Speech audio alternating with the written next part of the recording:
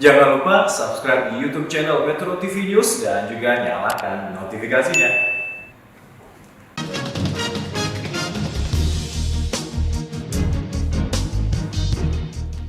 Terima kasih Anda masih bersama kami di Editorial Media Indonesia. Bang Gaudens, 75 tahun itu kebiasaan orang Indonesia, biasanya kalau ulang tahun kelipatan 25 tahun itu besar-besaran.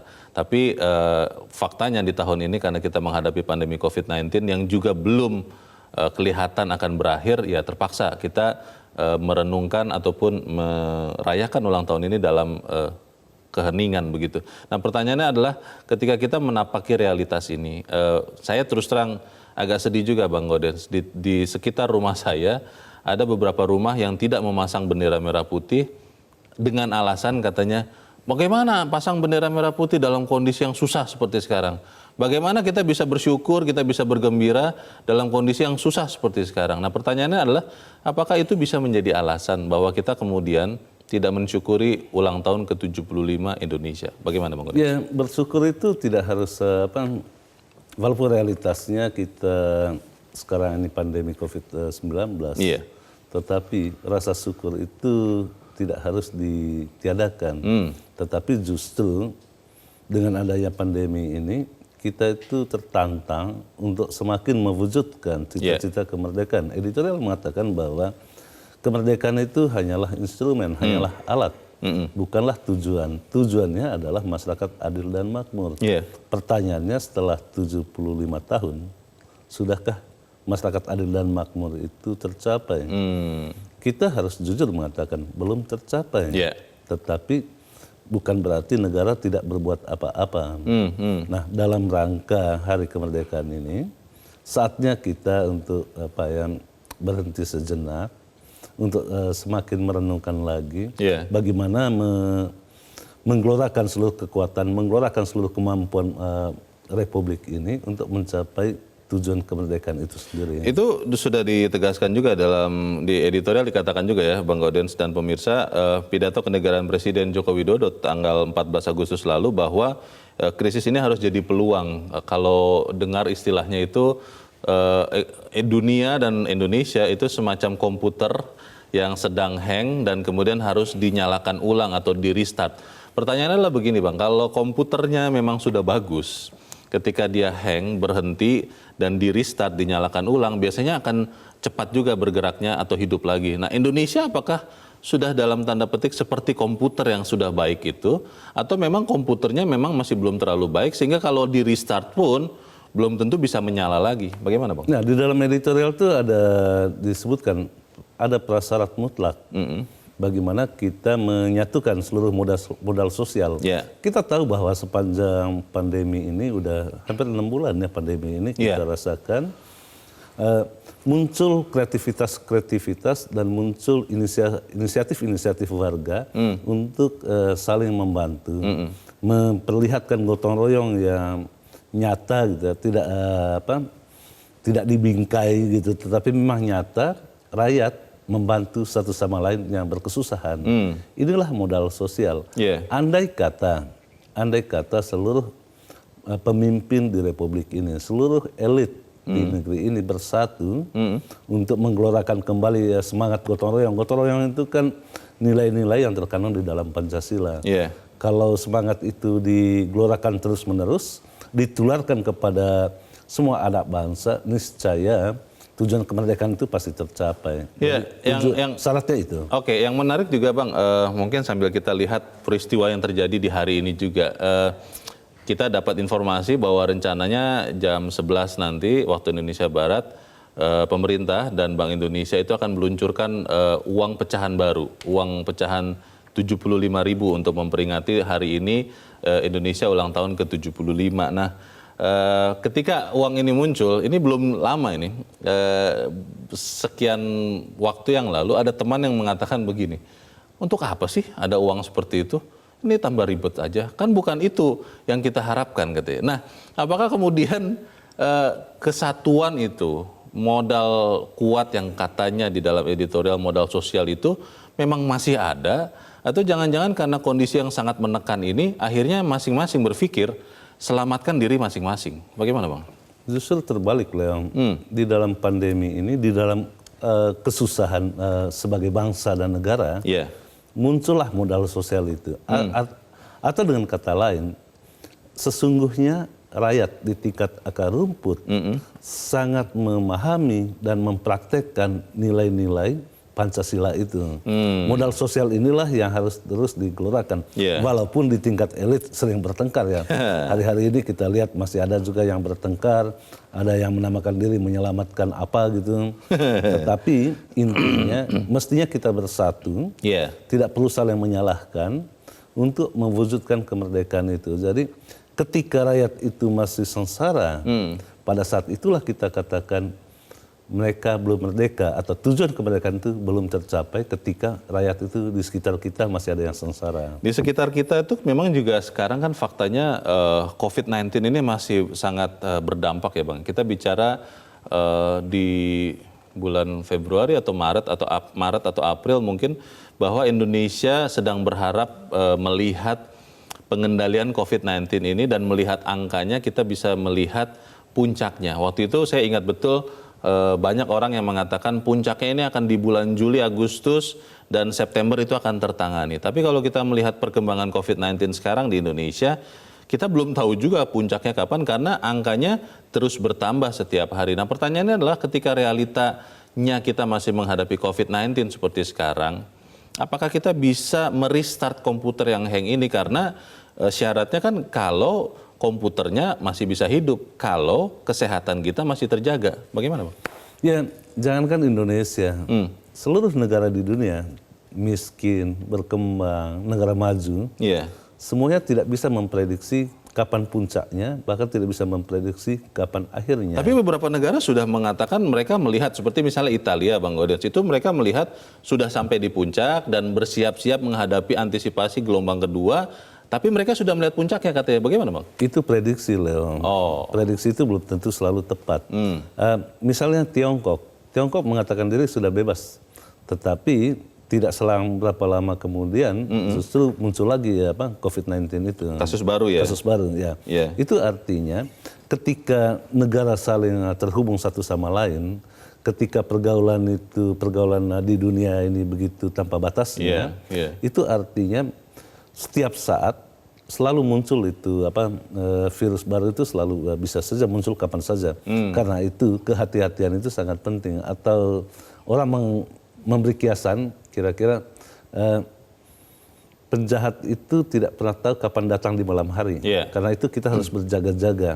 Nah, dalam kaitan itu sebagai bangsa ketika komputernya sudah di restart ulang, tentu kita berharap semuanya harus bersatu. Lagi-lagi tidak mungkin kita bisa membangun bangsa ini dengan cakar-cakaran, tetapi hanya dengan bersatu kita bisa mencapai tujuan itu. Tadi Bang Gaudens sempat katakan bahwa di tengah kondisi sangat sulit ini, justru pengalaman ataupun perilaku bersama itu muncul kebanyakan di menengah ke bawah ya, akar rumput. Dan sering bahkan elit yang harusnya menjadi contoh, tidak memberikan contoh yang baik. Pertanyaannya adalah apakah ini bisa dibiarkan terus-menerus Bang Gaudens? Karena faktanya adalah elit-elit inilah yang paling menentukan arah perjalanan bangsa ke depan. Dulu saya pernah mengatakan juga di forum ini, memang jujur kita katakan bahwa rakyatlah yang memberi contoh kepada para elit. Bagaimana rakyat bersatu di tingkat akar rumput. Di kompleks-kompleks perumahan misalnya, ketika ada tetangga yang berkesusahan, orang ringan tangan untuk memberi bantuan. Masih ya sampai sekarang ya? Sampai sekarang. Tetapi lagi-lagi di tingkat elit tidak kita lihat seperti itu. Bahkan secara kasat mata kita bisa melihat ada elit misalnya bagaimana secara nyata melanggar aturan penerbangan. Atau bagaimana elit tiba-tiba berkumpul berbicara tentang hal-hal yang tidak mestinya dilakukan. Nah, hal-hal seperti inilah hendaknya para elit mencontohi rakyat yang sangat tulus memberikan bantuan satu sama lain. Gotong royong di tingkat masyarakat, di tingkat akar rumput itu masih sangat kuat. Oke, bagaimana kita mendudukan kembali masalah pada porsinya, kita akan bahas lagi, tapi kita harus jeda dahulu. Bang Gaudens dan pemirsa tetaplah bersama kami. Editorial Media Indonesia segera kembali seusai Headline News pukul 7 waktu Indonesia Barat.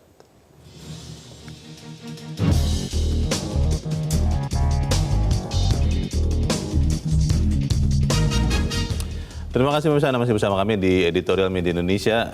Bang Gaudens, sebelum kita cari tahu bagaimana mendudukan elit yang harusnya menjadi contoh kembali ke posisinya, kita akan dengarkan dulu pendapat dari pemirsa Metro TV. Kita sudah terhubung dengan pemirsa Metro TV di Cirebon, Jawa Barat. Ada Ibu Indra. Ibu Indra, selamat pagi. Halo Ibu Indra, selamat pagi. Ya, selamat pagi. Assalamualaikum warahmatullahi wabarakatuh, Metro TV. Waalaikumsalam warahmatullahi wabarakatuh. Silakan Ibu Indra, bagaimana Bu kita bisa menapaki realitas ini? Ya, merdeka. Merdeka, Kalau Bu. kita renungi kata itu. Iya. Apa artinya kemerdekaan? Kita diberi pandemi COVID ini langsung kelihatan bahwa kita memang tidak bisa merdeka sepenuhnya. Jadi sekarang senyampang seluruh dunia dalam keadaan krisis, mari kita membenahi semuanya ini sesuai dengan tugas manusia di dunia adalah membangun budaya. Tadi sudah dikatakan bahwa kita harus benahi segala lini secara mendasar. Kemudian juga kita harus satu tujuan, sama-sama berkolaborasi secara efisien dengan teknologi yang tinggi untuk kepentingan bersama. Iya, baik itu di bidang ekonomi, hukum, pemerintahan, kesehatan, dan pendidikan. Jadi kita bisa membangun budaya. Sebenarnya manusia, masyarakat yang berbudaya tinggi, itulah tujuan dari seluruh kemerdekaan ini. Mungkin itu yang bisa kita jalani bersama-sama. Merdeka, terima kasih. Mari bersatu. Assalamualaikum warahmatullahi wabarakatuh. Waalaikumsalam warahmatullahi wabarakatuh. Terima kasih Ibu Indra di Cirebon, Jawa Barat. Di belakang Ibu Indra ada Ibu Agustina di Pontianak, Kalimantan Barat. Bu Agustina, selamat pagi. Selamat pagi, Bung Leo dan Bung Gaudens. Ya, jayalah Indonesiaku, jayalah Indonesia, kita semua merdeka. Ya, merdeka, semangat hidup terus kita gelorakan ya. Karena perjuangan pendahulu kita itu sudah sangat-sangat membawa bekal bagi bangsa kita ya. Dengan itu kita ketahui Indonesia itu adalah negara yang kaya raya, kaya dengan alam, kaya dengan budaya. Jadi dengan itu kita bisa bangkit walau pada situasi pandemi saat ini itu kembali kepada masyarakatnya. Jadi teruslah kita gali talenta diri, berinovasi, lakukan apa yang kita bisa secara maksimal. Karena yakinlah bahwa Tuhan itu tidak akan tutup mata dengan orang-orang yang mau berkarya baik, melakukan praktik baik. Karena memang keringat itu tetap ada maknanya. Allah tidak akan tutup mata, percayalah itu. Karena kita lihat pandemi COVID seperti ini, dikatakan krisis, kita tidak bisa salahkan pemerintah. Pemerintah sudah berusaha, masyarakat harus berusaha. Karena dengan itu, dengan praktik baik dari semua elemen masyarakat ya, insya Allah akan terwujud satu perjuangan generasi muda yang kita bisa isi dalam kemerdekaan ini. Kita akan mencapai Indonesia yang lebih maju dan jaya. Itu tujuan kita, merdeka. Ya, selamat pagi Bung, selamat pagi. Sehat. Terima kasih Ibu Agustina di Pontianak, Kalimantan Barat. Selamat pagi. Di belakang Ibu Agustina ada Pak Martin di Sanggau, Kalimantan Barat. Pak Martin, selamat pagi. Selamat pagi Pak Leo Gaudens, selamat pagi Indonesia, selamat pagi Metro. Selamat pagi Pak Martin. Silakan Pak. Kalau kita sebagai umat beragama Pak Leo dan Pak Gaudens, ya kita harus menghargai, kita memberikan apresiasi kepada pemerintah saat ini. Kemajuan-kemajuan yang telah dicapai ya kita harus hargai. Keringat-keringat yang bercucuran yang telah dikeluarkan oleh para pejuang-pejuang pembangunan negara kita ini, khususnya kepada Bapak Presiden kita yang selalu turun ke lapangan melihat apa yang terjadi di lapangan, apa yang terjadi yang dialami oleh bangsa ini. Itu yang perlu kita harus hargai. Dan bagi kawan-kawan yang melakukan oposisi, ya wajar-wajar saja, tapi mengkritisi harus memberikan jalan keluarnya. Jangan hanya mengkritisi bangsa ini, pemimpin bangsa ini, tetapi hanya mengkritisi tapi tidak memberikan jalan keluar. Katanya Pak Martin, jalan keluar itu baru akan dibagikan kalau teman-teman yang mengkritisi ini mendapat giliran untuk memimpin bangsa. Ada yang pernah mengatakan begitu ke saya, Pak? Itu Pak Leo lain. Bahwa orang-orang yang begini ini kan berarti mau gila jabatan, gila duit. Bukan begitu caranya Pak Leo, tetapi buktikan bahwa Anda berkualitas, buktikan apa yang engkau berikan kepada negara ini, kepada pemerintah ini, agar pemerintah bisa lebih baik lagi. Dan secara khusus Pak Leo, untuk menghadapi pandemi COVID ini,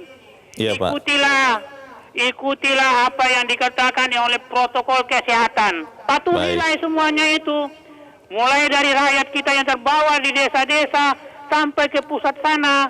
Saya melihat itu serang aja kita kemana-mana Pak Leo masih banyak yang tidak menggunakan masker. Ini perlu kita taati, kita hormati apa yang disampaikan oleh pemerintah kita Pak Leo. Merdeka Pak Leo, merdeka Indonesia, negara Republik Indonesia tetap maju. Amin. Merdeka Pak Martin di Sanggau, Kalimantan Barat. Selamat pagi. Terima kasih Pak. Di belakang Pak Martin ada Pak Sunoto di Cirebon, Jawa Barat. Pak Sunoto, selamat pagi. Selamat pagi Bang Leo dan Bang Godian. Selamat pagi Pak Sunoto. Silakan Pak. Di dalam preambul Undang-Undang Dasar itu sangat tertera dengan tegas ada kalimat berkat rahmat Tuhan yang Maha Esa. Maka kita alhamdulillah mendapatkan kemerdekaan. Artinya apa? Bahwa perjuangan fisik para pahlawan kita, baik dengan senjata yang semi modern maupun bambu runcing, itu sangat tidak cukup. Bukan berarti tidak menghargai, tetapi ada suatu keajaiban atau rahmat dari Allah yang akhirnya bangsa Indonesia diberi kemerdekaan. Nah, atas rahmat dari Tuhan yang Maha Esa itulah kita harus bersyukur. Dan bagi orang Islam, Bang Leo dan Bang Godian, yang namanya bersyukur itu bukan hanya mengucapkan alhamdulillah dan bersifat pasif. Bersyukur itu adalah suatu sikap yang aktif, yaitu apa? Mengenergize atau memberdayakan semua sumber daya yang kita miliki, baik sumber daya alam maupun sumber daya manusia, untuk menjadi added value. Itulah makna syukur yang sesungguhnya, dan bisa dilihat di Quran itu 14:7 itu surat 14 ayat 7, yaitu surat Ibrahim ayat 7, ya kan? Yang bunyinya la in syakartum la azidannakum, ya kan? Nah, jadi kalau hanya bersyukur itu pasif. Yang berikutnya, para pengelola negara atau para oposan itu jangan skeptis, pesimis dan apatis terhadap perjalanan negeri ini. Jangan seolah-olah dengan ada pandemi ini yang memiliki korban 6.000 selama 6 bulan kemudian seolah-olah udah kiamat. Oh tidak. Bangunan kita yang bernama rumah NKRI harus terus kita bangun. Apa itu rumah, Bang Godian? Ada pondasi, ada pilar dan ada atap.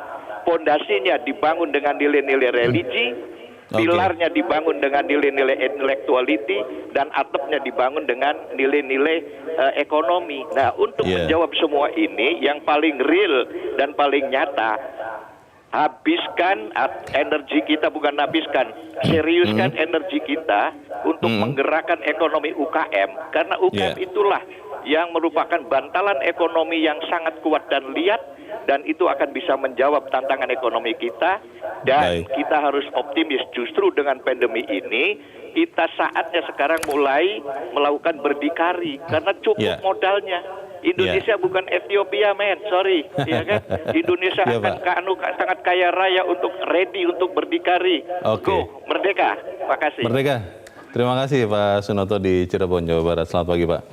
Kalau melihat semangat dari pemirsa, kita ikut semangat lagi, tapi kita tidak boleh bahasnya karena kita harus jeda dahulu. Bang Gaudens dan pemirsa tetap bersama kami, Editorial Media Indonesia segera kembali.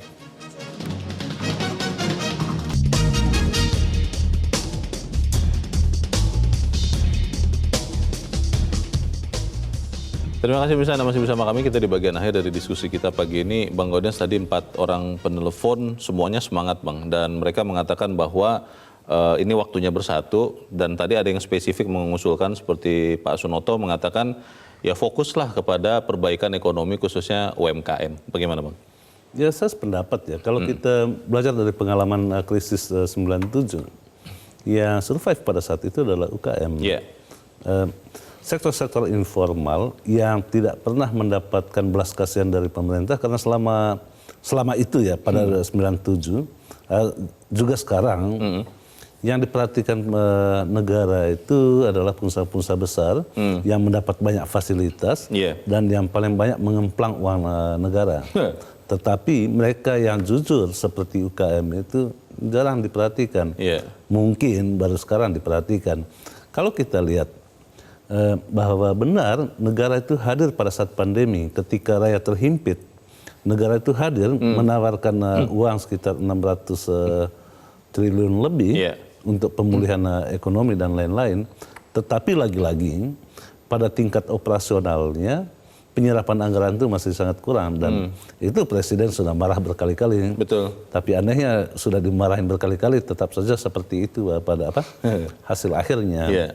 Mestinya Presiden harus tidak perlu marah lagi, ya tinggal copot aja menterinya. Kalau perlu. Karena kewenangan itu ada pada Presiden, kan?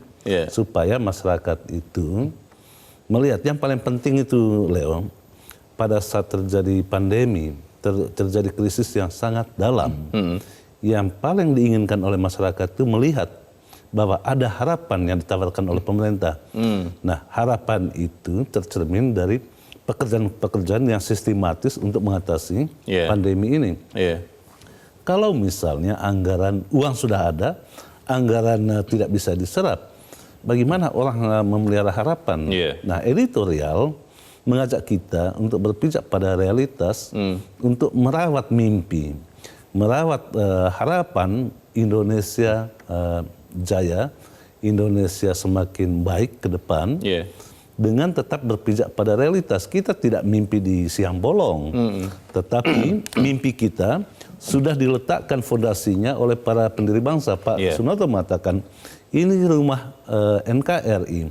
Rumah NKRI itu dibangun di atas penderitaan, di atas semangat, di atas pengorbanan jiwa dan raga para pendahulu kita. Nah, masa kita yang hanya ongkang-ongkang untuk melanjutkan itu, tidak punya niat untuk bersatu membangun Indonesia ini, menjaganya supaya tidak runtuh. Nah, pada titik itu kita harus memberi apresiasi kepada masyarakat.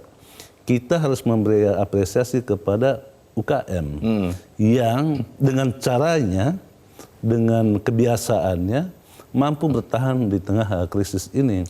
Nah, pertanyaannya, negara sudahkah memberikan bantuan kepada rakyatnya? Sudahkah memberi bantuan kepada UKM? Yang selama ini kan yang selalu dibantu-bantu itu kan konglomerat. Padahal pada situasi seperti ini, belajar dari pengalaman 97-98, konglomerat itu lari kok ketika terjadi krisis di Republik ini. Yang bertahan itu ya rakyat itu. Pertanyaannya adalah apa yang bisa kita harapkan dari elit, Bang? Tadi kembali ke pertanyaan awal, karena harusnya kan elit ini justru yang kita contoh sebagai masyarakat. Bagaimana?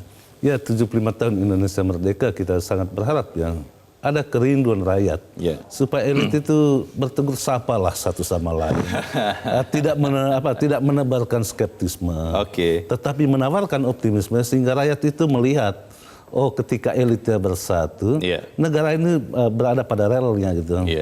Sesederhana itu, tapi pelaksanaan yang susah ya. Kalau tidak mau diniatkan ya susah juga. Baik, kita harapkan kita tetap bisa bersyukur di tengah kondisi yang tidak mudah ini, Bang Gaudens, dan kita kemudian mengucapkan selamat ulang tahun ke-75 ya untuk negara 75 kita. 75 tahun Republik ini. Baik, semoga itu yang terjadi. Bang Gaudens Suswadi, terima kasih Bang sudah hadir di tempat ini. Selamat pagi. Pagi, Leo.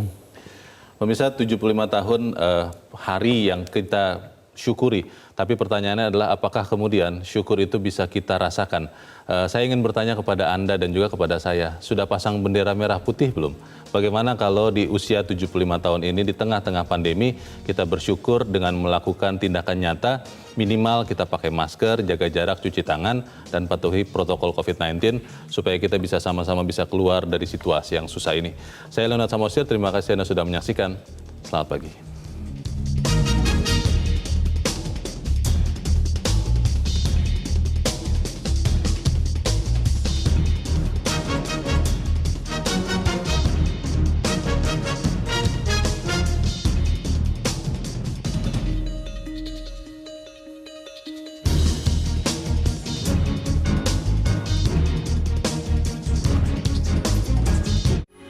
Metro TV, knowledge to elevate.